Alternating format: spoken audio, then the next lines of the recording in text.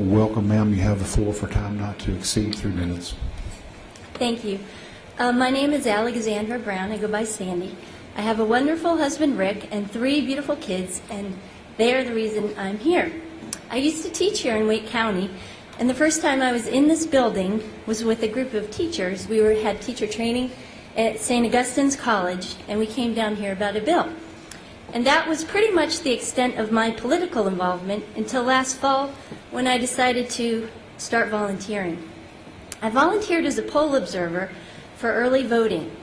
One Sunday, the first 1.5 hours of my 4-hour shift, so many people were coming in that had so much trouble recalling their address, and it made me really start to wonder.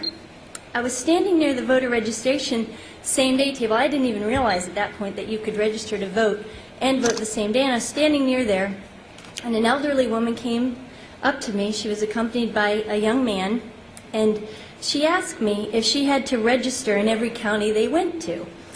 I was speechless. I wasn't allowed to speak anyway, but in my heart, I was so dismayed. I was just writing in my notebook, I don't know why I bothered to vote. What is going on here?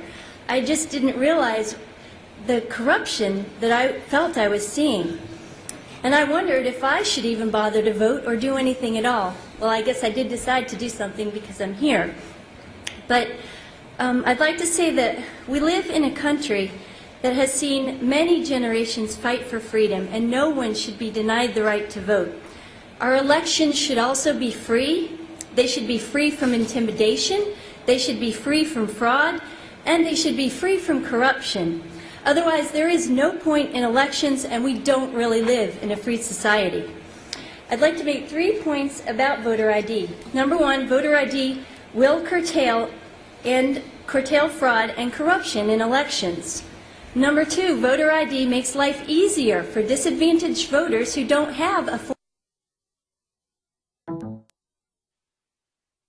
form of photo ID without advantage in our society. Voter ID allows the use of 21st century election systems. We don't live in the 1700s, the 1800s, or the 1900s. We live in the 21st century. As for the cost, the government can certainly figure out how to get a voter ID photo into someone's hands. We currently have voter ID cards, registration cards, mailed to every registered voter, and no one even needs to present them when they vote. We need to add photos to these voter cards and actually use them. Is preserving our free elections not worth it? Thank you.